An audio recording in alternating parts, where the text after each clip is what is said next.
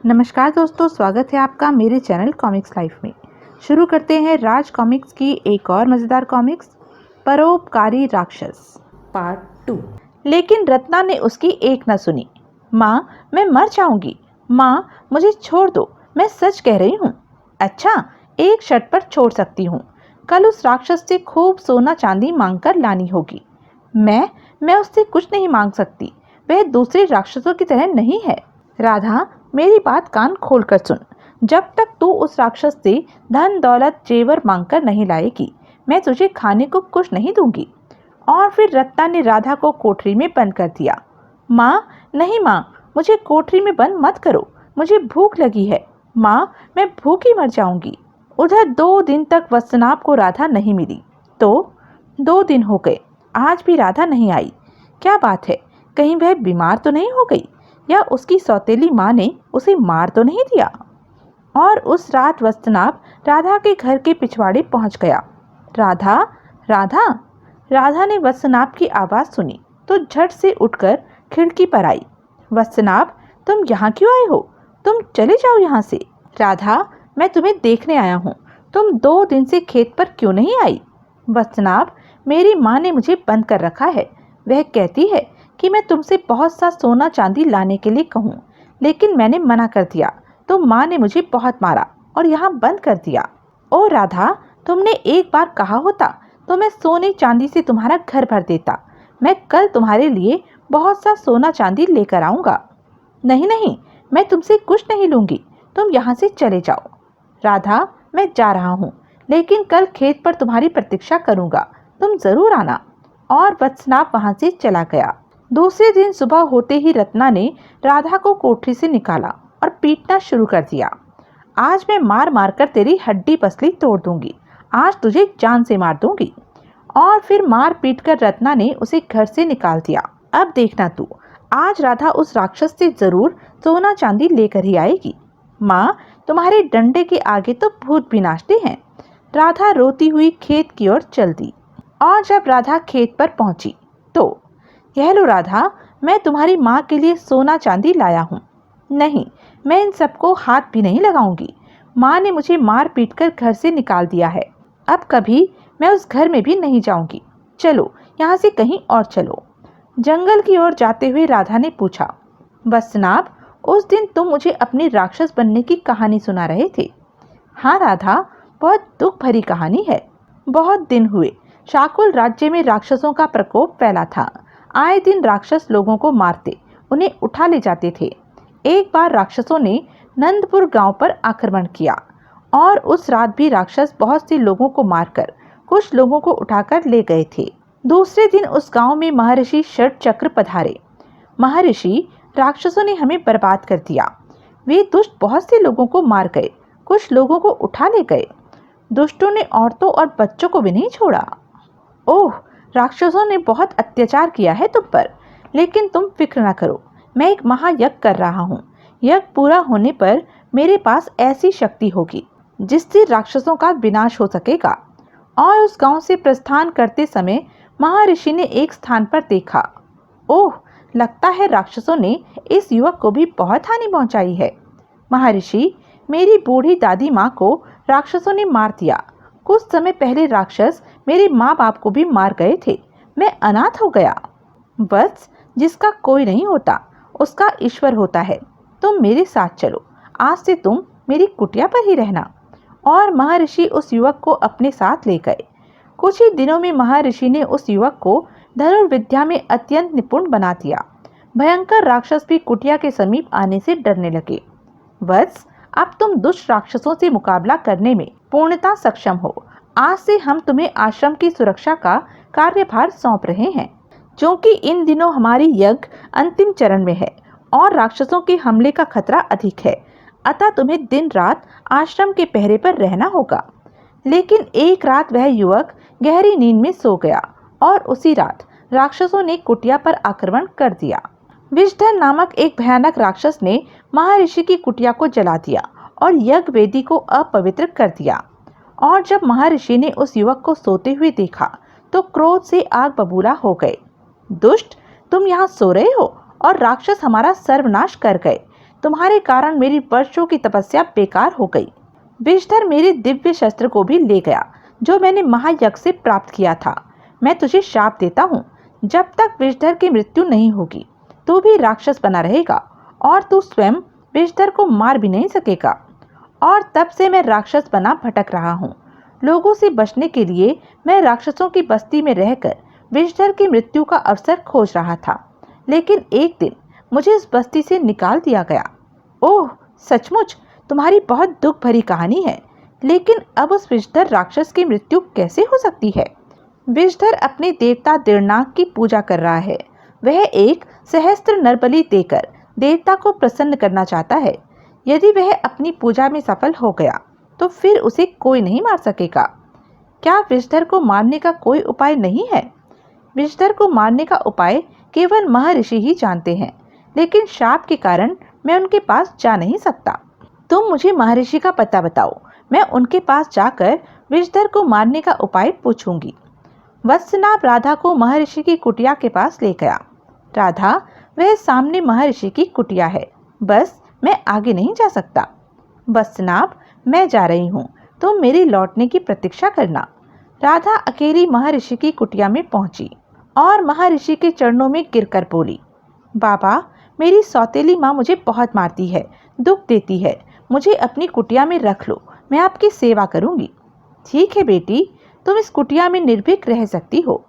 राधा को महर्षि की कुटिया पर रहते कुछ दिन ही हुए थे कि एक दिन राजा शाकुनी वहां पर आए। महर्षि, विषधर मेरे बेटे को उठाकर ले गया। महर्षि, जल्दी कुछ कीजिए, नहीं तो वह दुष्ट मेरे बेटे को बलि चढ़ा देगा। ओह, यह तो बहुत बुरा हुआ। मैं जल्दी ही विषधर को मारने का कोई उपाय करूंगा। अब विषधर का अंत होना ही चाहिए। राजा शाकुनी के जाने के बाद राधा ने महर्षि से पूछा, बाबा, क्या इस विषधर राक्षस को मारा नहीं जा सकता? नहीं, ऐसी बात नहीं है। विषधर को मारने के लिए मैंने महायज्ञ द्वारा एक दिव्य शस्त्र प्राप्त किया था, लेकिन मेरे एक शिष्य की गलती से विषधर उस शस्त्र को उठाकर ले गया। लेकिन क्या वह दिव्य शस्त्र दोबारा प्राप्त नहीं किया जा सकता? वह दिव्य शस्त्र विषधर ने दधिसुत पर्वत की घाटी में झील के बीच छिपा रखा है। अनेक भयंकर मगर उस शस्त्र की रक्षा करते हैं। बाबा, आप मुझे दधिसुत पर्वत का पता बताएं, मैं उस शस्त्र को लाकर विषधर को मारूंगी। महर्षि से दधिसुत पर्वत का पता पूछकर राधा ने प्रस्थान किया। कुटिया से कुछ दूर पहुंचने पर राधा को वत्सनाभ मिल गया। राधा ने उसे सारी कहानी सुनाई और दोनों दधिसूत पर्वत की ओर चल दिए। दधिसूत पर्वत के सामने पहुंचने पर वत्सनाभ ने कहा, राधा, अब इस पर्वत पर चढ़कर हमें उस झील को खोजना होगा। बहुत देर तक पर्वत पर इधर उधर खोजने के बाद दोनों उस झील के पास पहुंच गए। राधा, वह सामने झील दिखाई दे रही है। पर्वत की उस घाटी में बनी उस झील के बीचों बीच शुष्क स्थल पर विषधर ने दिव्य शस्त्र को गाड़ रखा था। झील में अनेक भयंकर मगर तैर रहे थे, लेकिन जैसे ही वे दोनों झील के किनारे पहुंचे, अचानक उठी तेज आंधी के झोंके ने राधा को उड़ाकर झील में गिरा दिया। आह, बचाओ! राधा, घबराना नहीं, मैं आ रहा हूँ। ओह, ये मगर तो मुझे खा जाएंगे। वत्सनाभ, जल्दी करो। आह! और वत्सनाभ ने मगरमच्छ पर आक्रमण कर दिया। ओह! आह, बचाओ! और तभी लपककर वत्सनाभ ने मगर का मुंह पकड़ लिया। आह! वत्सनाभ ने मगर का मुंह खोलकर राधा को मुक्त कर दिया। राधा, तुम वह दिव्य शस्त्र उठाकर मगर पर वार करो। और तभी राधा ने दिव्य शस्त्र से मगर पर वार किया। फिर दिव्य शस्त्र से सभी मगरों को मारकर दोनों शिगाफू पर्वत के लिए चल दिए। लंबी यात्रा के बाद दोनों शिगाफू पर्वत पर पहुंचे, जहां विषधर दिंडनाग देवता की पूजा कर रहा था। राधा, यह शिगाफू पर्वत है, यहीं पर कहीं विषधर पूजा कर रहा है। अगर वह किसी गुफा में पूजा कर रहा होगा तो उसे कैसे ढूंढेंगे? और कुछ ही देर में दोनों एक गुफा के द्वार पर पहुंचे। राधा, इस गुफा के द्वार से धुआं निकल रहा है, अवश्य ही विषधर अंदर पूजा कर रहा होगा। लेकिन इतनी बड़ी चट्टान गुफा के द्वार से कैसे हटेगी? राधा, मैं अभी इस चट्टान को यहाँ से हटा देता हूँ। और वत्सनाभ उस चट्टान को हटाने का प्रयास करने लगा, लेकिन बहुत कोशिश करने के बाद भी चट्टान टस से मस नहीं हुई। ओह, यह चट्टान ऐसे नहीं हटेगी, मैं इस पर दिव्य शस्त्र से वार करती हूँ। और यह कहते हुए गुस्से से राधा ने उस पर वार किया और तभी एक भयंकर विस्फोट के साथ चट्टान टुकड़े टुकड़े होकर बिखर गई। दोनों गुफा में प्रविष्ट हुए।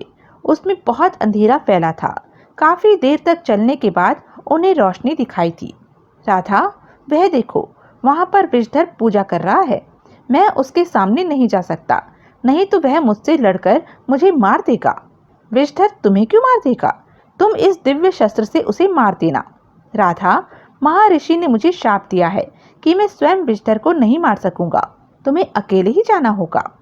राधा अकेली ही आगे चल दी और कुछ ही देर में राधा वहां पहुंच गई जहां विषधर पूजा कर रहा था। ओह, तो दुष्ट आज राजकुमार की बलि की तैयारी कर रहा है। राधा को दिव्य शस्त्र के साथ देखते ही विषधर बिजली की गति से उठा और फिर पास रखे एक बड़े से ढोल के पास जा खड़ा हुआ। मैं अभी इस जादुई ढोल को बजाऊंगा और इससे उत्पन्न हुए कंपन से इस लड़की के हाथ से दिव्य शस्त्र छूटकर गिर जाएगा। राधा को लाल आंखों से देखते हुए विषधर ने ढोल बजाना शुरू कर दिया। जादुई ढोल की आवाज इतनी भयंकर थी कि राधा का पूरा शरीर बुरी तरह कांपने लगा। आह, यह मुझे क्या हो रहा है? ओह, मेरे हाथ पांव क्यों कांप रहे हैं? मेरे हाथ से यह शस्त्र क्यों छूटा जा रहा है? कांपते पांव से राधा आगे बढ़ी। मुझे इसके ढोल पर दिव्य शस्त्र से प्रहार करना चाहिए। साहस करके उसने ढोल पर शस्त्र से प्रहार किया। फलस्वरूप ढोल के परखच्चे उड़ गए। विषधर ने जलती मशाल को उठाकर कहा, ए लड़की, मैं तुझे जलाकर राख कर दूंगा, लेकिन पहले मैं इस राजकुमार की बलि चढ़ाता हूँ। राधा उसकी बात सुनकर कांप गई। तभी विषधर ने मशाल को अग्निकुंड की ओर उछाल दिया। ओह, अब मैं क्या करूं? राजकुमार को कैसे बचाऊं? उसी क्षण अग्निकुंड से भयंकर लपटें उठने लगी। आह, जल गया, बचाओ बचाओ! राजकुमार को यूं मौत के मुंह की तरफ बढ़ते देख राधा क्रोध से पागल सी हो उठी। विषधर, अब तुम बच नहीं सकते। मेरे पास तुम्हारा काल दिव्य शस्त्र है। तुमने हजारों निर्दोषों को मारा है, आज तुम्हारा भी अंत होगा। हा हा हा, मूर्ख लड़की, यह मेरी अंतिम बलि है। इसके पूरा होते ही मुझे अद्भुत शक्ति प्राप्त हो जाएगी। फिर मेरी मृत्यु इस दिव्य शस्त्र से भी नहीं हो सकेगी। मैं तुम्हारे महर्षि को भी मार दूंगा। हा हा हा। विषधर को आगे बढ़ते देख राधा भयभीत हो उठी और बचने के लिए वह भाग निकली, लेकिन भागते हुए ठोकर खाकर गिर पड़ी। बचाओ! विषधर ने लपककर उसे ऊपर उठा लिया। आह, नहीं नहीं! और ठीक उसी क्षण राधा को अपने मस्तिष्क में महर्षि की वाणी गूंजती हुई महसूस हुई। बेटी, घबराओ नहीं, अभी विषधर की अंतिम बलि पूरी नहीं हुई है। यह अंतिम अवसर है। इसकी नाभि में दिव्य शस्त्र से प्रहार करो। और ठीक उसी क्षण राधा ने दिव्य शस्त्र विषधर की नाभि में घोंप दिया। आह! विषधर लड़खड़ाकर गिर पड़ा। आह! और कुछ देर तड़पने के बाद शांत हो गया और फिर राधा राजकुमार की ओर दौड़ी। इस वृक्ष पर चढ़कर राजकुमार को बचाना होगा। पलक झपकते ही राधा वृक्ष पर चढ़ गई।